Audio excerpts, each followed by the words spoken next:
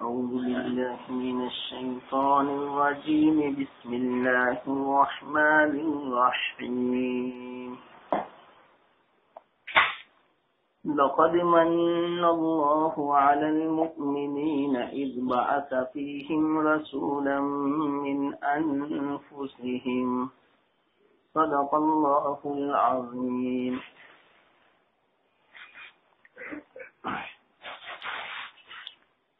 محترم دوستو،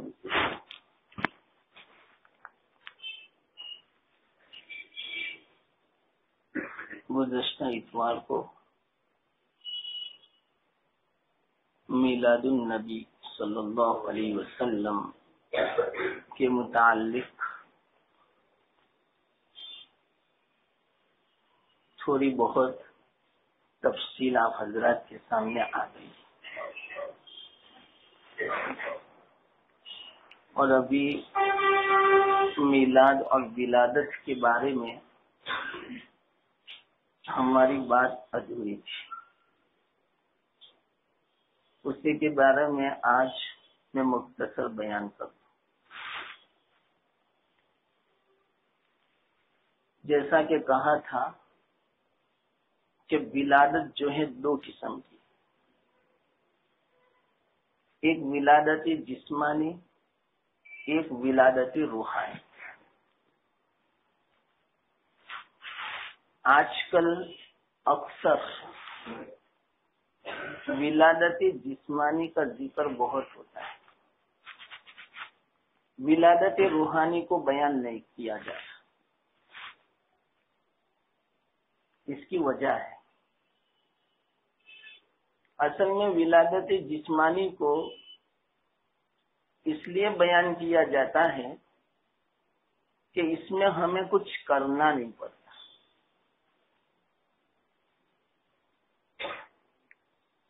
کیونکہ ولادت جسمانی جو ہے اس پر کوئی عمل کرنا چاہے پھر بھی وہ عمل نہیں کر سکتا. ولادت روحانی میں اگر وہ عمل کرنا چاہے تو کر سکتا ہے، لیکن آج کل کی طبیعتیں کیسی ہیں، ہمیں عمل نہ کرنا پڑے، ایسی خوشی منا لیں. جیسا کہ آپ حضرات کو معلوم کہ ولادت کی کیسی خوشی منائی جاتی ہے. آپ اگر پوچھیں کہ 5 وقت کی نماز میں سے کتنی نمازیں آپ نے پڑھی، ہو سکتا ہے کہ ایک بھی نہ پڑھی. حالانکہ ولادت روحانی کا مطلب ہی یہ کہ اللہ کے رسول صلی اللہ علیہ وسلم نے جس طرح عمل کر کے امت کے سامنے زندگی بتائی، اس طرح زندگی گزاری. یہ ہے ولادت روحانی. اور اس پر بیانات بھی نہیں ہوتے. تعجب تو یہ، ولادت روحانی پر بیانات نہیں ہوتے. یعنی کیا مطلب بیانات کا؟ معاملات کیسے ہونے چاہیے، اخلاق کیسے ہونے چاہیے، عقیدہ کیسا ہونا چاہیے، فرائض پر عمل کیسا ہو، معاشرت کیسی ہو، رہن سہن کیسا ہو، فلانے کا حق کیا ہے. یہ ہے ولادت روحانی کا مقصد. اس پر بیانات بہت کم ہوتے. کیوں؟ اس میں کچھ کرنا پڑتا ہے، اور آدمی کی طبیعت کیسی ہے تو کہ کچھ کرنا نہ پڑے، ایسی خوشی منا لے تو حق ادا ہو گیا گویا؟ نہیں، حق ادا نہیں ہوگا. اصل ہے ولادت روحانی. صرف ولادت جسمانی کو ہم نے بیان کیا تو اس سے حق ادا نہیں ہوگا. اگرچہ ولادت جسمانی کو بیان کرنا یہ بھی باعث رحمت ہے، اللہ تعالی رحمت نازل فرماتے، وہ بھی باعث برکت ہے، برکت کا سبب ہے. تو ولادت جسمانی کسے کہتے ہیں وہ مختصر میں آپ کو سمجھاؤں. بہت ساری کتابوں کا خلاصہ میں آپ حضرات کے سامنے رکھتا ہوں۔ ولادت جسمانی کا مطلب کیا؟ اللہ کے رسول صلی اللہ علیہ وسلم دنیا میں تشریف لائے ماں کے پیٹ سے، تو آپ کا جسم مبارک کیسا تھا اس کو بیان کرنا، یہ ہے ولادت جسمانی۔ اور کس مقصد کے لیے اللہ تعالیٰ نے دنیا میں آپ کو مبعوث فرمایا، اس مقصد کو بیان کرنا، یہ ہے ولادت روحانی۔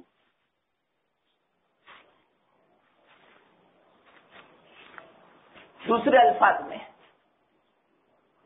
محمد بن عبداللہ کی حیثیت سے بیان کرنا، یہ ہے ولادت جسمانی۔ اور محمد الرسول اللہ صلی اللہ علیہ وسلم کی حیثیت سے بیان کرنا، یہ ہے ولادت روحانی۔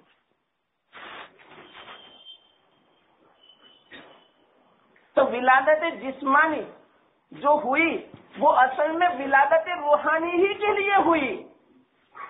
آپ کو دنیا میں اسی لیے پیدا کیا گیا تاکہ دنیا والوں کو دکھائے کہ زندگی کیسے گزارے۔ تو اصل مقصد تو ولادت روحانی ہے، ولادت جسمانی نہیں۔ لیکن آج کل لوگ ولادت جسمانی کے پیچھے پڑے ہیں کہ بس اس مہینے میں اس تاریخ کو ہمارے رسول صلی اللہ علیہ وسلم تشریف لائے، بس دنیا میں آپ کا جسم مبارک آیا، خوشی مناؤ۔ یہ تو ولادت جسمانی کی خوشی ہوئی۔ بات سمجھنا۔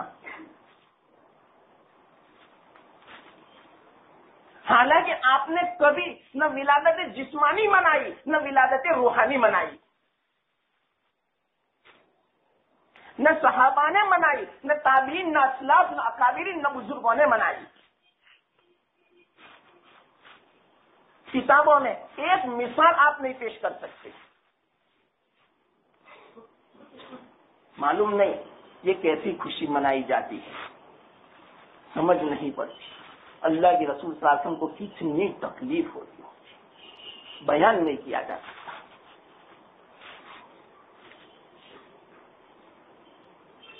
بس اللہ ہی سمجھ دے رہے، اس کے علاوہ کوئی رستہ نہیں۔ ہم سمجھا بھی نہیں سکتے، سمجھانا بھی مشکل، اتنا خطرناک زمانہ آ چکا ہے۔ اس لیے بس ہمارے پاس تو ایک ہی ہتھیار ہے، اللہ سے دعا کہ بس اللہ تو ہی ہدایت عطا فرما، صحیح سمجھ عطا فرما کہ صحیح دین کیا ہے۔ اس کا تو بہت غلط اثر پڑتا ہے دوسرے مذاہب والوں پر، بہت غلط اثر کہ یہ کیسا اسلام، ایسے مسلمان۔ آج کل مسلمانوں نے کوئی بات ہندوانہ رسم و رواج کی نہیں چھوڑی۔ ہندو لوگ بھی ہولی مناتے، دیوالی مناتے، ہو بہو یہی ساری چیزیں مسلمانوں کے طبقے میں، کوئی فرق نہیں۔ وہ لوگ بھی جلوس نکالتے ہیں، ریلی نکالتے ہیں، اسی طرح مسلمان کا یہ بھی ایک طبقہ، کوئی فرق نہیں۔ صرف بس اتنا فرق ہے، وہ یوں کہتے اپنے آپ کو کہ ہم مسلمان ہیں، اور ہندو اپنے آپ کو یوں کہتے کہ ہم مسلمان نہیں ہیں۔ بس اتنا، صرف نام کا فرق ہے، عمل کا نہیں۔ عمل میں تو سب یکساں ہیں، کوئی فرق نہیں۔ اللہ تعالیٰ کو کیا جواب دوں؟ تو میں یہ سمجھا رہا ہوں کہ ولادت جسمانی، آپ کے جسم مبارک کو بیان کرنا، یہ ہے ولادت جسمانی۔ آپ کے جسم مبارک کو بیان کرنا یہ بھی عبادت ہے، کون نہ کہتا ہے، لیکن زیادہ زور ولادت روحانی پر دینا چاہیے۔ تو میں مختصر، میں نے کہا تھا گزشتہ اتوار کو کہ میں مختصر سنا دوں گا، کیونکہ ذکر آ گیا، بات آ گئی ولادت جسمانی اور روحانی کی، تو میں مختصر بیان کرتا ہوں، ورنہ تفصیل تو ایسی ہے پوری زندگی چاہیے آپ کی ولادت روحانی کو بیان کرنے کے۔ مختصر میں آپ کو سنا دوں۔ ولادت جسمانی، اللہ کے رسول صلی اللہ علیہ وسلم کو اللہ نے کیسا پیدا فرمایا تھا، کیسا؟ یہ ایک سوال ہے۔ میں بہت ساری جو احادیث کی کتابیں ہیں اس کا خلاصہ تھوڑا تھوڑا میں بیان کر دوں.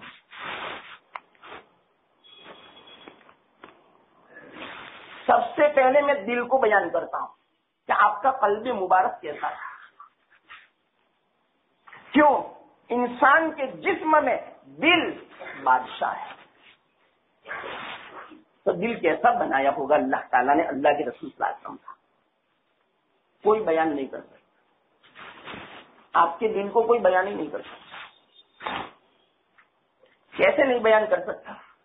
میں آپ کو ایک حدیث سناؤں، اس سے آپ کو خود پتا چل جائے گا کہ آپ کا دل مبارک کیسا ہوگا. بس اللہ ہی جانتے ہیں، اللہ کے علاوہ کوئی نہیں جانتا آپ کا قلب مبارک کیسا تھا. کیسا تھا قلب مبارک معلوم؟ زرقانی شرح مواہب لدنیہ میں حضرت عبداللہ بن مسعود رضی اللہ تعالیٰ عنہ کی روایت ہے. اس سے آپ کو پتا چل جائے گا اس حدیث سے کہ اللہ کے لیے مخلوق میں 300 بندے اور 300 اولیاء ایسے ہیں کہ جن کے دل کو اللہ تعالیٰ نے حضرت آدم علیہ السلام کے دل کے مشابہ پیدا فرمایا.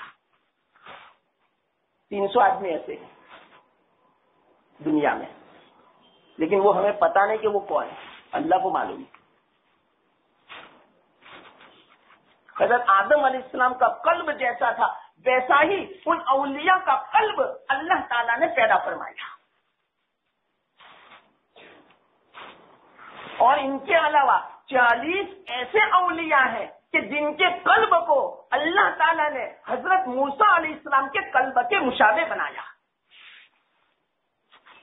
حضرت موسیٰ علیہ السلام کا قلب آپ نے واقعات سن لیے، بہت سارے بیان کیے. ایسا قلب اس امت میں 40 ایسے اولیاء ہیں کہ اللہ تعالیٰ نے حضرت موسیٰ علیہ السلام جیسا دل بنایا.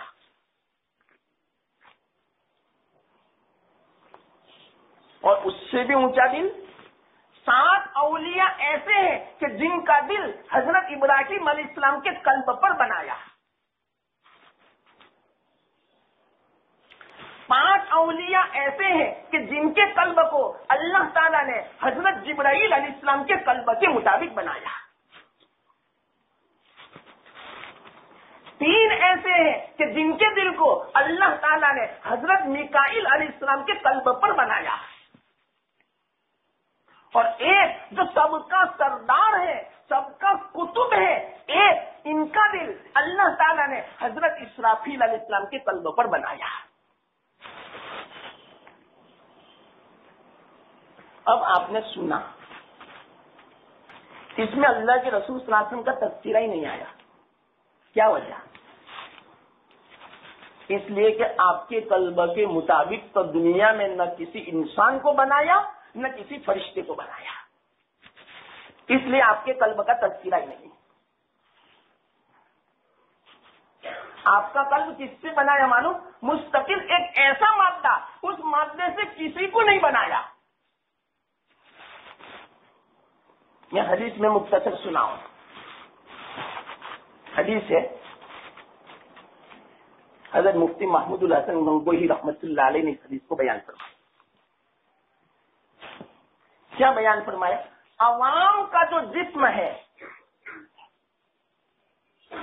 قلب کو جس مادے سے پیدا کیا جاتا ہے اس کے علاوہ کا مادہ جسم کا ہوتا ہے. جسم الگ مادے کا ہوتا ہے، دل الگ مادے کا ہوتا ہے. یاد رکھنا، دل کا مادہ بڑا لطیف ہوتا ہے جسم کے مقابلے میں. تو عوام کا دل جس مادے سے بنایا اس مادے سے خواص لوگوں کے جسم کو بنایا. آپ اندازہ لگا، میری بات سمجھنا.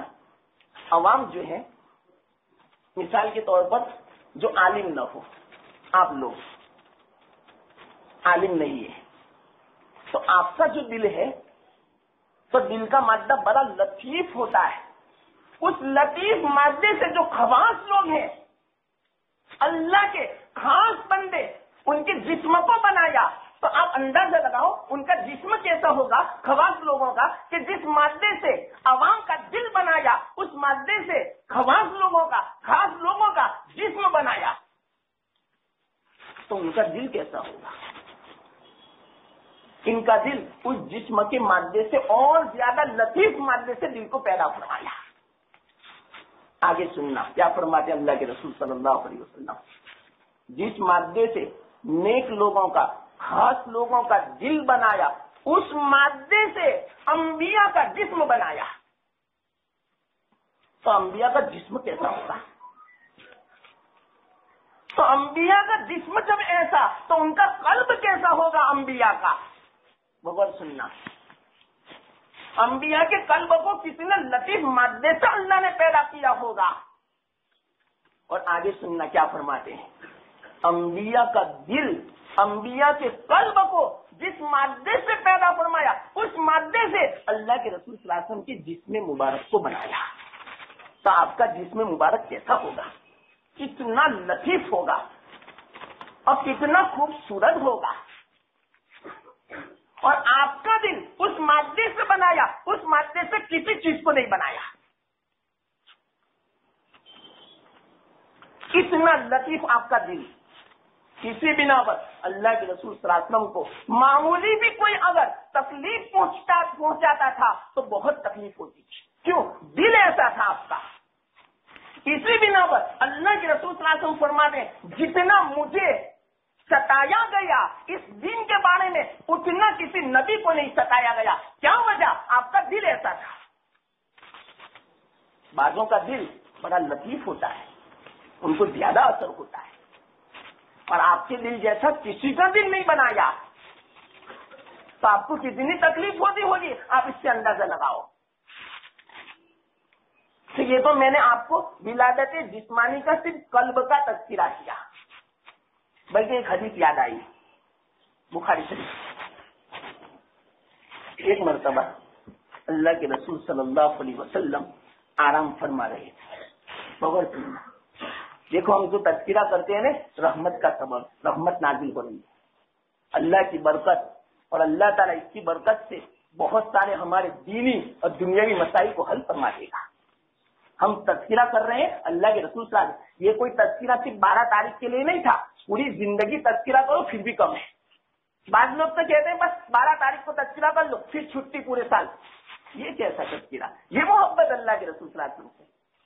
ہر وقت تذکرہ کرو اللہ کے رسول صلی اللہ علیہ وسلم کا، ان کی حدیثوں کا، ان کی زندگی کا، ان کے جسم مبارک کا، یہ تو باعث رحمت ہے۔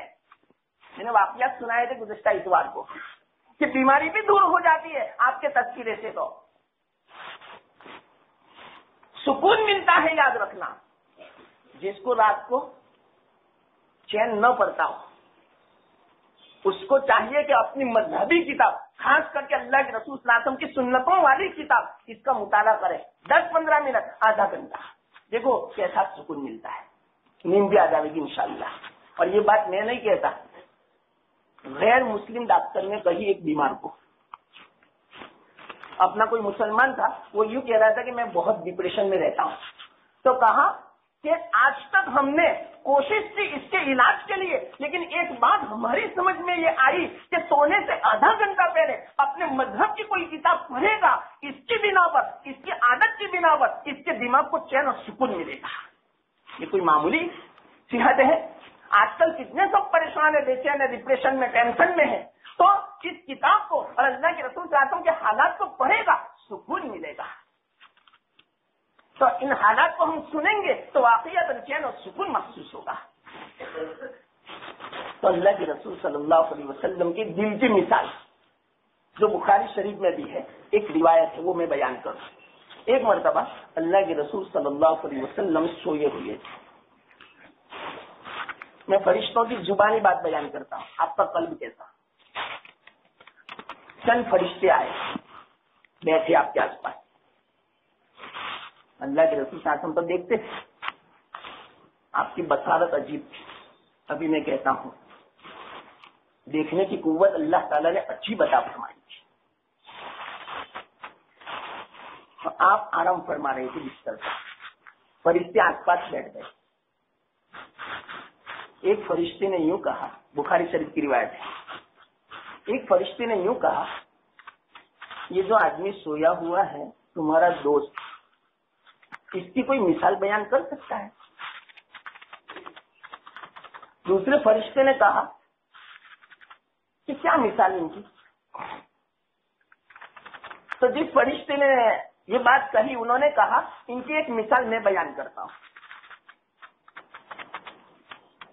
تو دوسرے فرشتے نے یوں کہا اگر آپ مثال بیان کریں گے تو ان کو کیا فائدہ، ان کو تو کوئی فائدہ نہیں۔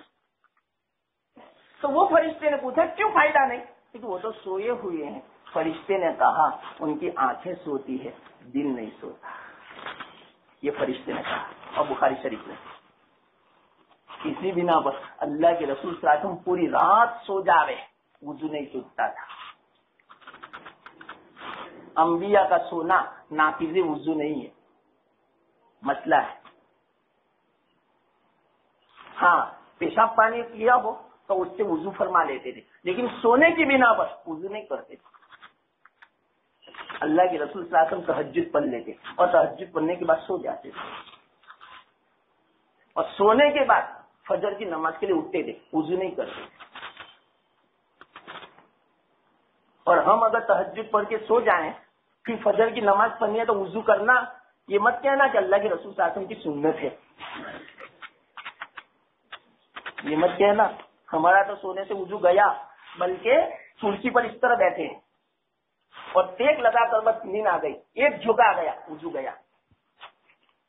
یاد رکھنا اس بات کو، اس لیے میں بعض مرتبہ جو کرسی پر نماز پڑھتے ہیں ان کو خاص کہتا ہوں کہ کہیں ایسا نہ ہو کہ جمعہ کے دن کسی کا بیان چلتا ہے آپ اطمینان سے بیٹھے اور جھکا آ گیا، آپ کا وضو گیا۔ اور وضو جو جاوے تو وضو کر لینا، بغیر وضو کے نماز پڑھنا کفر کا اندیشہ، سن لینا مسئلہ۔ اس لیے کرسی پر جو بیٹھ کے نماز پڑھے میں تو مناسب سمجھتا ہوں کہ ایسی کرسی نہ ہو، ٹیبل ہو۔ ہاں ٹیبل پہ آپ جتنے جھوکے لگاؤ وضو نہیں ٹوٹے گا، لیکن اس طرح ٹیک لگانے والی کرسی ہو، وضو گیا۔ میں الحمدللہ کہہ دیتا ہوں، 20 بیان میں بھی بول دیتا ہوں کہ وہ حاجی صاحب کو اٹھاؤ ان کا وضو گیا، ایسا کہہ دیتا ہوں۔ کیوں؟ بغیر وضو کی نماز پڑھیں گے، وہ نماز بھی نہیں ہوگی اور کفر کا اندیشہ۔ تو انبیاء کا سونا ناقض وضو نہیں ہے، وضو نہیں ٹوٹتا۔ تو کیا کہا فرشتے نے کہ یہ ایسے آدمی ہے ان کی آنکھیں تو بند، آنکھیں تو سوتی ہے، ان کا دل نہیں سوتا۔ اس کی مثال علماء نے بیان فرمائی۔ چلو پہلے یہ حدیث میں پوری کر دوں، لیکن چلو تو سناؤ، تب تو کوئی حرج کی بات نہیں۔ جب ان کا دل بیدار ہے، سوتا نہیں ہے، غفلت میں نہیں ہے، اب اس کی وجہ بھی میں آپ کو بتا دوں کہ کیوں اللہ کے رسول صلی اللہ علیہ وسلم کا دل غفلت میں نہیں ہوتا رہا، سوتا کیوں نہیں تھا؟ معلوم اس کی وجہ، اس لیے کہ ہر وقت اللہ کی طرف سے وحی آنے کا کوئی بھی وقت، چاہے وہ سونے کی حالت میں ہو چاہے بیداری کی حالت میں ہو، احتمال رہتا تھا، وحی کے آنے کا احتمال کہ ابھی آ جا رہے، ابھی آ جا رہے۔ اسی لیے نبیوں کا جو خواب ہوتا ہے وہ سچا ہوتا ہے۔ ابراہیم علیہ السلام نے اپنے بیٹے کو ذبح کرتے ہوئے دیکھا، کس نے؟ خواب میں۔ ان کا خواب سچا، وحی کے درجے میں۔ تو اللہ کے رسول صلی اللہ علیہ وسلم جب خواب دیکھے تو ان کا خواب سچا، اور اسی طرح جو بات بھی دل میں آ رہے اللہ کی طرف سے وحی کے طور پر، معلوم نہیں کس وقت حضرت جبرائیل علیہ السلام تشریف لے آ رہے سونے کی حالت میں، تو جو دل میں القاء فرمائے سونے کی حالت میں وہ بھی سچا، وہ بھی وحی سمجھی جا رہے۔ یہ وجہ میں نے بیان کی، دل کیوں نہیں سوتا تھا، اس کی وجہ میں نے بیان کی۔ اچھا، تو وہ فرشتے نے کہا چلو تب تو مثال بیان کرو، اس آدمی کی مثال بیان کرو تمہارے دوست کی۔ اس کی طرف اشارہ کیا، اللہ کے رسول صلی اللہ علیہ وسلم کی طرف، بیان کرو اس کی مثال۔ تو کہا ایک آدمی ہے جس نے گھر بنایا، گھر بنانے کے بعد دسترخوان بچھایا اور اس میں کھانا رکھا، پھر بعد میں وہ آدمی باہر گیا بلانے کے لیے کہ چلو کھانے کے لیے، تو بعض لوگوں نے سچ مانا، بعض لوگوں نے جھوٹ مانا. جنہوں نے سچ مانا وہ گھر میں آئے اور کھانا کھایا، اور جنہوں نے جھوٹ مانا وہ نہیں آئے، کھانا نہیں کھایا. دوسرے فرشتے نے کہا یہ بات آپ نے ذرا پیچیدہ کہی، ابھی سمجھ میں نہ آئے ایسی بات کہی، صراحت کے ساتھ کرو اور زیادہ وضاحت سے اس بات کو بیان کرو، ایسی بات مت بیان کرو، بالکل سمجھ میں آ جائے ایسی بات بیان کرو. تو وہ فرشتہ پھر بولا کہ سنو، پہلے تو یوں کہا نے ایک آدمی نے گھر بنایا، اب بالکل وضاحت کے ساتھ کہا. کیا کہا معلوم؟ کہ اللہ نے جنت بنائی، اور جنت بنانے کے بعد بہترین کھانا جنت میں رکھا. اللہ تعالیٰ نے پھر ایک آدمی سے یوں کہا جاؤ لوگوں کو بلاؤ یہاں کھانے کے لیے، جنت میں داخل ہو جاوے اور یہاں کا کھانا کھاوے، جنت کی نعمتوں سے لطف اندوز ہو. تو اللہ تعالیٰ نے اس آدمی کو، یعنی جس آدمی کو اللہ کے رسول صلی اللہ علیہ وسلم کو داعی بنایا اور یوں کہا اے محمد صلی اللہ علیہ وسلم لوگوں کو دعوت دینے جاؤ تاکہ وہ جنت میں آئے. تو بعض لوگوں نے سچ مانا تو وہ دعوت میں آئے، بعض لوگوں نے نہیں مانا تو وہ نہیں آئے. جنہوں نے سچ مانا وہ مسلمان ہے، جنہوں نے نہیں مانا وہ کافر ہے. یہ مثال بیان ہے، یہ حدیث ہے، مفہوم میں نے بیان کر دیا. اللہ کے رسول صلی اللہ علیہ وسلم کے دل کے متعلق جو فرشتے نے کہا وہ میں نے آپ کے سامنے بیان کر دیا کہ آپ کا دل مبارک کیسا تھا. بلکہ آپ کا دل مبارک براہ راست اللہ تعالیٰ ایسی باتیں ان کا فرماتے تھے کہ سامنے والے کے دل میں کیا خیال ہے اس کو بھی بیان فرماتے تھے. بعض مرتبہ ایسے تو بہت سارے واقعات میں کہتا ہوں اس کو میں بیان کرنے جاؤں تو پوری زندگی چاہیے. میں تو صرف مختصر کہتا ہوں، پوری تفصیل میں نہیں جاتا. صرف ابھی میں نے قلب اطہر کے متعلق کہا. اور آپ کا دل یعنی کیا، کتنی مرتبہ دھویا گیا؟ 3 مرتبہ. ایسا دل تھا اور اس کے باوجود فرشتوں نے چیر کے دھویا. آپ اندازہ لگاؤ کتنا صاف شفاف ہوگا آپ کا دل. بچپنے میں اور زیادہ بڑے ہوئے، پھر بعد میں اور نوجوان ہوئے، پھر نبوت کے وقت 4 مرتبہ دھویا گیا آپ کے دل مبارک. تو آپ کا قلب مبارک کیسا ہوگا کوئی بیان نہیں کر سکتا. بس جتنا مجھ سے بیان ہو سکتا تھا اتنا میں نے آپ کو بیان کیا. اس سے آگے میں بیان ہی نہیں کر سکتا آپ کے دل کو. اور اللہ تعالیٰ نے آپ کے دل کو جو شرح صدر جو فرمایا تھا، شرح صدر کو تو کوئی بیان ہی نہیں کر سکتا. انشراح، ایسی بشاشت، آپ کا دل اتنا وسیع تھا. جب ہمارا دل اتنا وسیع ہے، ساتوں آسمان کا تصور اللہ تعالیٰ کو ہم اپنے دل میں لا سکتے ہیں. اللہ تعالیٰ کہیں نہیں سما سکتا، ہاں مومن کے دل میں آ سکتا ہے. قلب المؤمن عرش الرحمن، مومن کا جو دل ہے یہ رحمان کا عرش ہے. تو مومن کا دل جب ایسا ہے کہ جس میں اللہ آ سکتا ہے تو آپ ہی بتاؤ اللہ کے رسول صلی اللہ علیہ وسلم کا قلب مبارک کیسا ہوتا ہے. جب ایک مومن، عام مومن، اس کے دل میں اللہ آتا ہے تو اللہ کے رسول صلی اللہ علیہ وسلم کا دل کیسا ہوگا. زمین کی وسعتیں ناکافی، زمین کی وسعتیں آپ کے قلب کے مقابلے میں تنگ، عرش آپ کے مقابلے میں تنگ، کرسی آپ کے دل کے مقابلے میں تنگ، ساتوں آسمان، ساتوں سمندر، پوری مخلوقات، سب کے سب، جنت، سب کے سب آپ کے سامنے تنگ. آپ کا دل اتنا وسیع کوئی بیان نہیں کر سکتا. جتنے الفاظ تھے میرے پاس بس ان الفاظ کے ذریعے سے میں نے آپ کو بیان کر دیا. یہ ہے میں نے ولادت جسمانی کا قلب کا تذکرہ کیا بس ابھی تو. اب دماغ کا میں تذکرہ کروں. یہ 2 اصل ہیں. یوں سمجھو قلب بادشاہ ہے اور دماغ اس کا وزیر ہے. سب سے بڑا وزیر، وزیر اعظم دماغ. تو آپ کا دماغ کیسا تھا معلوم؟ عقل کوئی بیان نہیں کر سکتا. علماء نے ہتھیار ڈال دیے آپ کی عقل کے سامنے. بلکہ یہ فرمایا وہب بن منبہ رحمت اللہ علیہ نے ایک روایت بیان کی. کیا عجیب روایت بیان کی، بغور سننا. آپ کی عقل، آپ کی سمجھ، آپ کا دماغ، آپ کا فہم کیسا تھا. وہ یوں فرماتے ہیں ابتدائے آفرینش سے، جب سے یہ دنیا پیدا کی آدم علیہ السلام سے قیامت تک جتنے عقل مند لوگ آنے والے ان تمام عقل مندوں کی عقلوں کو جمع کیا جائے تو اللہ کے رسول صلی اللہ علیہ وسلم کی عقل کے مقابلے میں تمام عقل مندوں کی عقلیں ریت کے ذرے کے برابر ہے. روایت بیان کی کیسی عقل، ریت کے ذرے کے برابر. وہب بن منبہ فرماتے ہیں میں نے 71 کتابوں میں پڑھا. کیا فرمایا؟ 71 کتابوں میں ہے یہ بات. 71 کتابوں کا خلاصہ بیان فرماتے ہیں. وہ یوں فرماتے ہیں ساری دنیا کی عقل کے اگر 100 حصے کیے جا رہے، تمام عقل کے 100 حصے کیے جا رہے، 99 عقل کے حصے واحد اللہ کے رسول صلی اللہ علیہ وسلم کو ملے اور 1 حصہ پوری دنیا کو ملا. کیسی عقل ہو جائے. شیخ مجدد الفسانی رحمت اللہ علیہ فرماتے ہیں، وہ یوں فرماتے ہیں انہوں نے 100 حصہ کہا. کیا فرماتے ہیں؟ انہوں نے 100 حصہ کہا.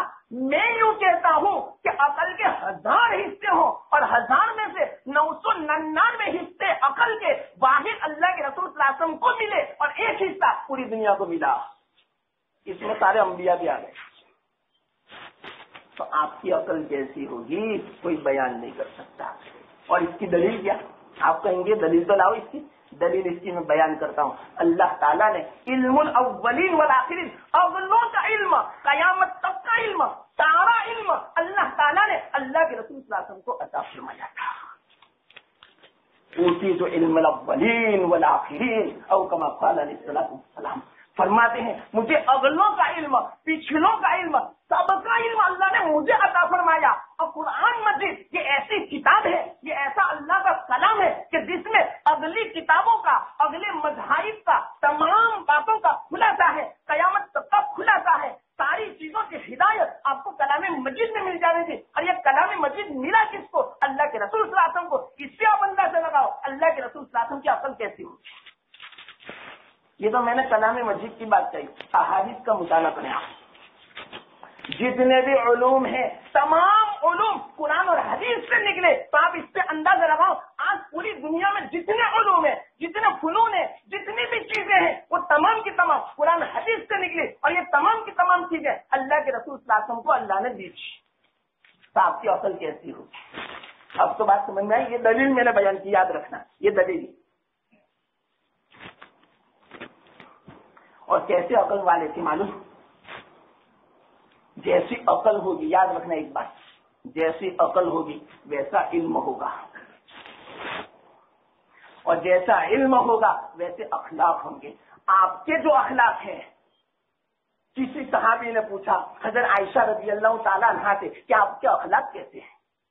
تو فرمایا کان خلقہ القرآن. آپ کے اخلاق قرآن اٹھا کے دیکھ لو، قرآن میں جو بھی بیان کیا ہے وہ سارے آپ کے اخلاق. بس. تو جیسی عقل ویسا علم، جیسا علم ایسے اخلاق. اور اخلاق آپ کے کیسے تھے؟ خلق عظیم، سب سے اونچا درجہ. ایک ہے خلق حسن، ایک ہے خلق کریم اور ایک ہے خلق عظیم. تو خلق عظیم آپ کو دیا گیا، خلق کریم بھی دیا گیا، خلق حسن بھی دیا گیا. اخلاق کی تینوں قسمیں آپ کو دی گئی اور ایسی اونچی قسم دی گئی ایسی کسی کو نہیں ملی.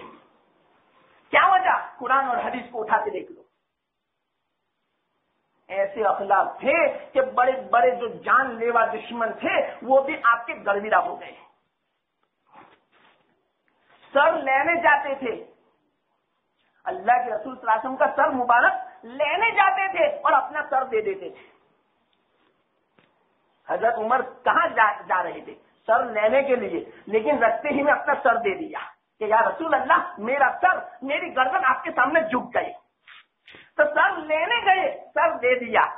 ایسے تو کتنے دشمن، ایسے واقعات ہیں. میں کہتا ہوں نا صرف میں مختصر بیان کرتا ہوں، پوری تفصیل نہیں بیان کرتا. پوری تفصیل بیان کروں تو صرف عقل کو میں بیان کرنے کے لیے کتنے اتوار چاہیے. یہ تھی آپ کی عقل. بلکہ آپ کی عقل کیسی تھی؟ کیسی تھی عقل؟ آپ کے پاس کوئی بیمار آتا، روحانی بیمار، یاد رکھنا میں جو بیماری بیان کرتا ہوں روحانی بیمار، کہ بتوں کے سامنے اپنی پیشانی جھکا رہا ہے، حرام کماتا ہے، مردار کھاتا ہے، اپنی بچیوں کو زندہ درگور کر دیتا ہے، اور لڑائی تو معمولی باتوں کے اوپر کئی سالوں تک ہوتی رہتی تھی. یہ روحانی بیمار ہے. تو روحانی جو بیمار آپ کے پاس آتا تھا تو آپ کی عقل کی برکت سے, آپ کی صحبت کی برکت سے, آپ کے علم کی برکت سے, آپ کے اخلاق کی برکت سے وہ بیمار شفا یاب ہو جاتا. بلکہ شفا تو کیا, بلکہ شفا یاب تو کیا, بلکہ طبیب بن جاتا, خود ڈاکٹر بن جاتا, یعنی روحانی ڈاکٹر بن جاتا, روحانی طبیب بن جاتا جب آپ کے پاس آتا. جیسے مثال کے طور پر اس کی دلیل صحابہ کی زندگی آپ نے اٹھا کے دیکھی, آپ نے سنی, آپ نے تعلیم بھی سنی, آپ کو معلوم بھی ہے صحابہ کیسے تھے. یہ سب کس کی برکت ہے؟ اللہ کے رسول صلی اللہ علیہ وسلم کی برکت تھی. تو دیکھو آپ کی عقل کیسے, آپ کے اخلاق کیسے, کہ جس کی بنا پر صحابہ کہاں سے کہاں پہنچ گئے, جہنمی سے جنتی بن گئے. کوئی ان کے اوپر حکومت کرنے کے لیے تیار نہیں ہوتا تھا. اب بعد میں ایسے بنے کہ غیر مسلم یوں کہتے تھے کہ صحابہ تم ہمارے اوپر حکومت کرو. الٹا پہلے بالکل جاہل سمجھے جاتے تھے, آپ کی برکت سے صحابی بن گئے, صحابی ان کا لقب پڑ گیا. اور دنیا ہی میں آپ اندازہ لگاؤ انہوں نے کیا اللہ کے رسول صلی اللہ علیہ وسلم سے کتنا مطلب کہ روحانی فیض اٹھایا ہوگا, کہ جس کی بنا پر اللہ تعالیٰ نے کلام مجید میں اعلان فرما دیا رضی اللہ عنہ ورضوا عنہ. اللہ, ایسا اعلان کسی کے لیے نہیں, بلکہ اللہ کے رسول صلی اللہ علیہ وسلم نے خود فرمایا اصحابی کالنجوم بأیہم اقتدیتم اہتدیتم. میرے صحابہ ستاروں کی طرح ہے, جس کی بھی تم اقتدا کر لو گے تم ہدایت پا جاؤ گے. اس کو بولتے روحانی طبیب, ڈاکٹر. کیسے معلوم؟ ایسے ایسے حالات آئے صحابہ پر. ایک مختصر واقعہ سناؤں. حضرت عمر رضی اللہ تعالیٰ عنہ کی خلافت کا زمانہ تھا. اس زمانے میں ایک درخت تھا, لوگ اس کی پوجا کرتے تھے, عبادت کرتے تھے. حضرت عمر نے کہا اس درخت کو کاٹ دینا چاہیے. خود تشریف لے گئے اور اس درخت کو کاٹنا شروع کیا دانے ہاتھ سے. جیسے دانے ہاتھ سے کاٹا ان کا ہاتھ شل ہو گیا, اپاہج شل, کوئی کام نہیں کر رہا, بیکار, لکوا جیسا.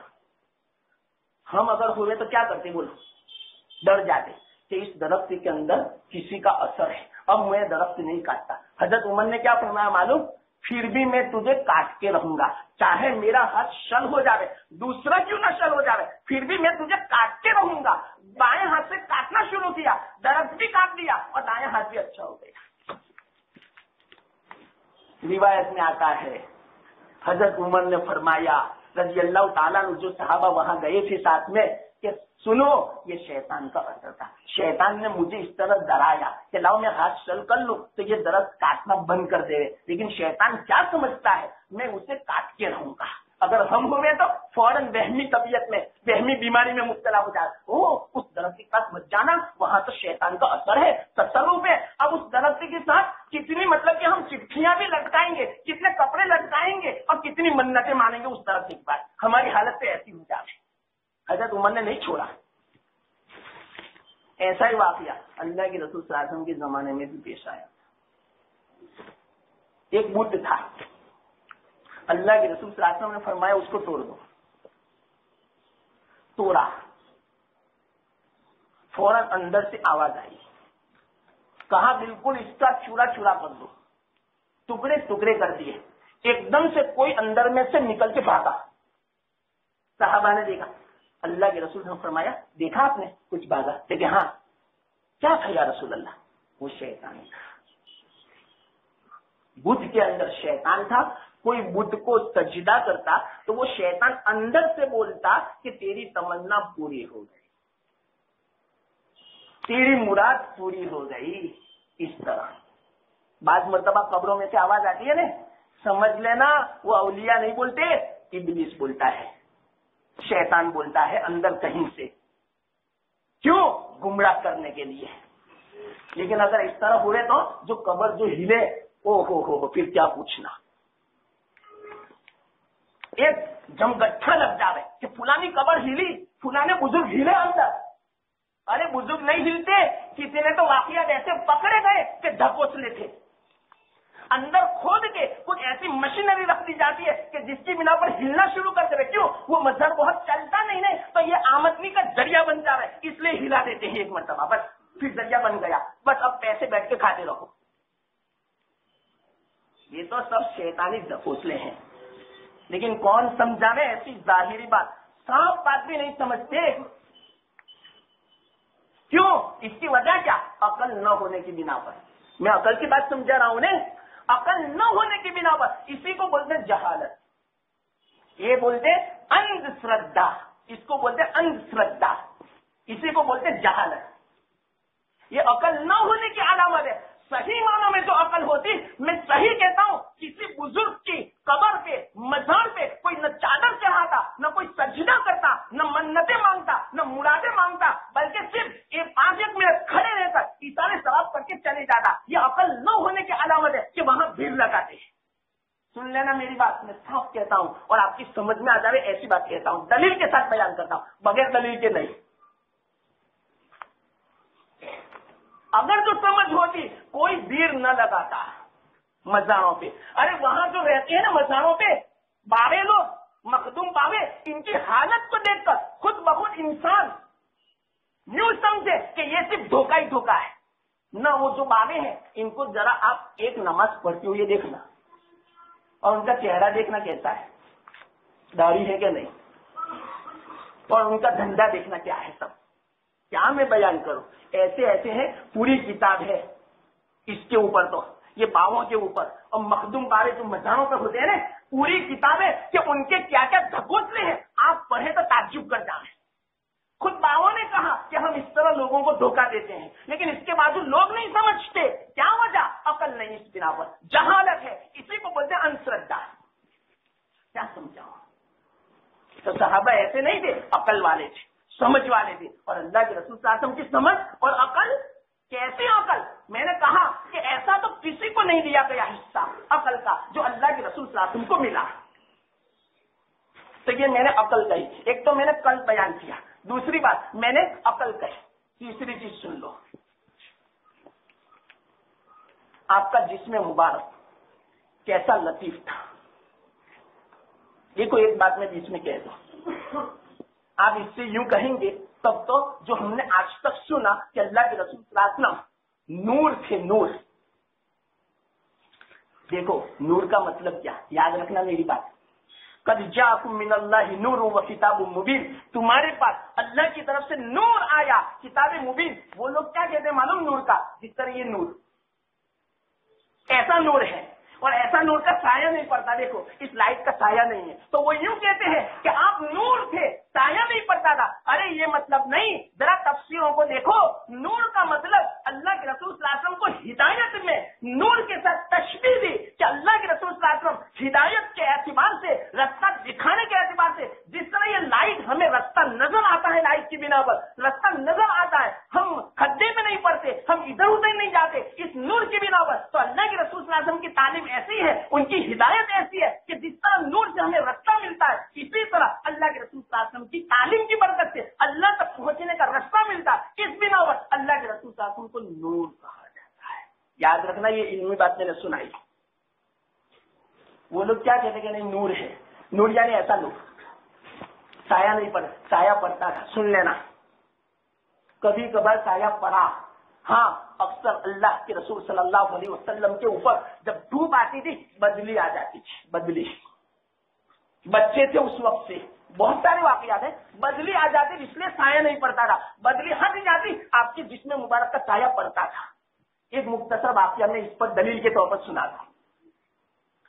وہ روایت کہاں کی ہے وہ مجھے معلوم نہیں, شاید ترمذی کی ہے یا بخاری شریف, کہیں کی روایت ہے, لیکن مجھے ابھی یاد نہیں ہے.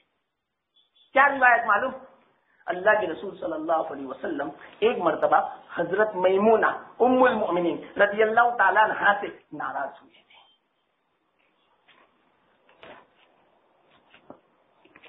ایک مہینے تک نہیں بولے. حضرت میمونہ غمگین تھی, گھر میں بیٹھی رہتی تھی, غمزدہ. حضرت میمونہ خود فرماتی ہے, ایک مرتبہ میں نے دیکھا, حضرت میمونہ خود فرماتی ہے کہ اللہ کے رسول تو مجھ سے ناراض تھے, میں گھر میں بیٹھی رہتی تھی, गमज़दा, उदास।